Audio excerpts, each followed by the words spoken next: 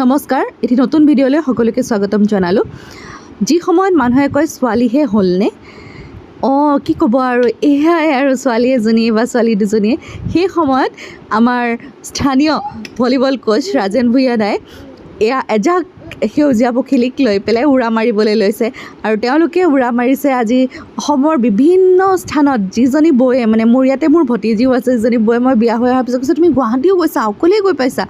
সেই বৌয়ে আজি অসমৰ ইমূৰৰ পৰা সিমূৰলৈ কেৱল নিজৰ ছোৱালীৰ লগত গৈ পেলাই যাবলৈ সক্ষম হৈছে।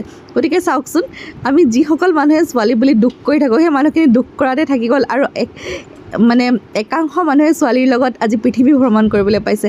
আৰু কি মজাৰ কথা নহয়নে?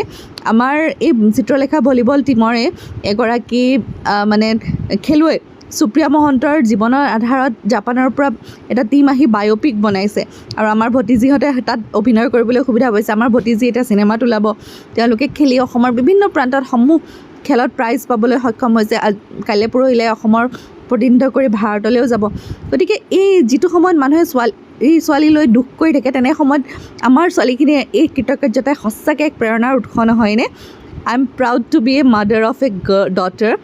আৰু এইগৰাকী আমাৰ ভতিজী, আমি তাইক লৈ বহুত গৌৰৱান্বিত। ধন্যবাদ।